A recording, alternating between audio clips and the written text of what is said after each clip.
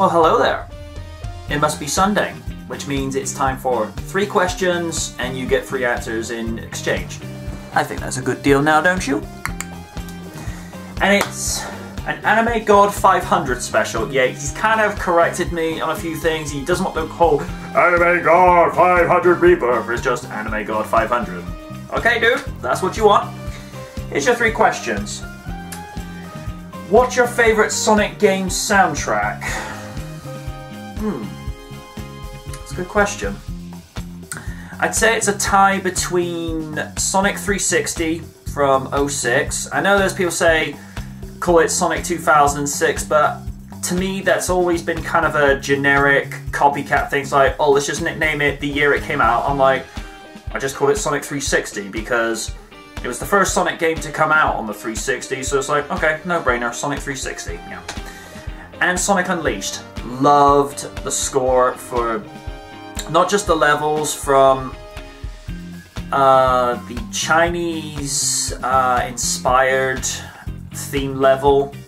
I really liked the score for that. Really loved Empire City, but I also loved I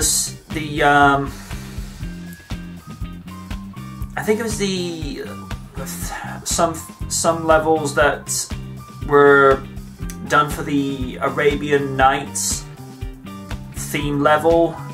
Really love the saxophone in that. It's one I'm very partial towards. And of course the theme of the game by Jarrett Reddick for, from Bowling for Soup. So yeah, Sonic 06 and Sonic Unleashed are my particular favourites. And I've still got a soft spot to this day for the ending theme for Sonic the Hedgehog 3 from 1994. Hope that answers your question. What are your thoughts on the recent reveal of Scoby Doo and WWE Curse of the Speed Demon? I didn't have a major problem with the WrestleMania mystery thing, but the thing I noticed a little bit with some of the vocal performances, some actors were just phoning it in. Like Cena was phoning it in, AJ Lee was phoning it in. Wacky Mackey, he was actually one of the few people that, from the WWE that were actually putting some effort in. The Miz is The Miz, even though he looked like Bruce Wayne. I know it's Warner Brothers animation department, but you could have tried to make him look like his live-action counterpart. As to what do I think about it, it's just another crossover tie-in just to make some money, but ain't that the whole point of making a movie these days? I don't know. I'll see how I feel when I actually see the movie, but I wasn't overly bowled over with the last one. It was okay, it was watchable, but wasn't a fan, but I'll see how this one does. And question 3, if they ever tried again at making another Thunderbirds movie,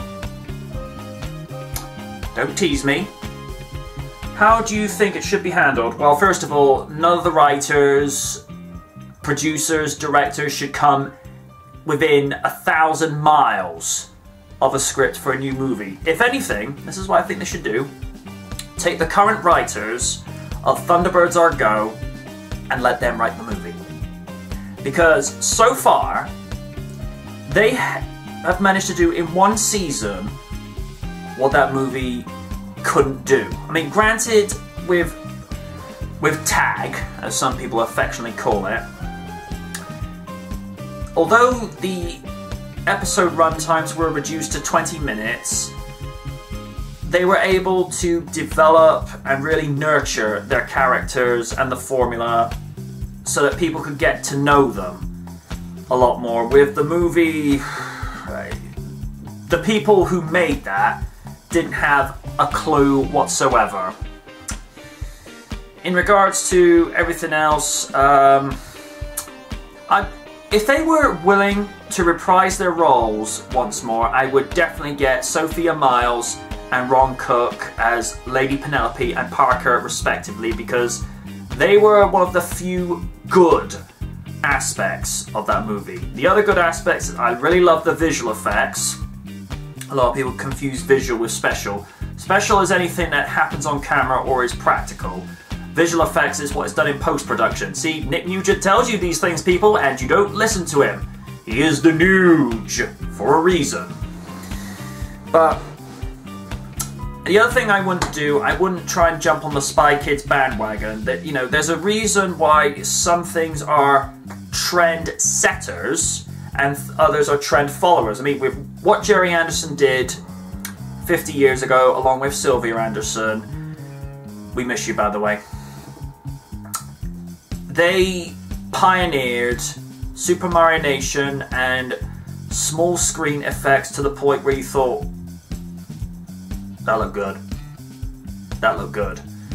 Whereas what the movie tried to do 12 years ago is they thought, oh, let's take this Spy Kids formula and stick it into Thunderbirds. It's like, how about you just take the formula from 1965, you know, revise it and update it, but where it, you know, the basic elements are still there, but it's updated, you know, at the time for a 2004 audience. That's what they should have done. Instead, what we got was a movie that made Spider-Man 3 look good.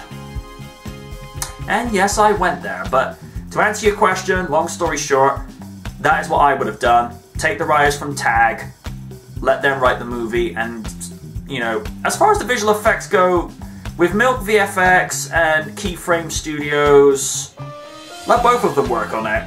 See what happens. And that's been your 3 questions for this week. You know how this shtick works by now. If you're watching this on dynamicnight.com, my Facebook page, or if you're watching this here on YouTube, leave a question in the comment section below. If you're watching this on Twitter even, tweet me a question in the Twitter link in the outro. But until then, folks, ask again.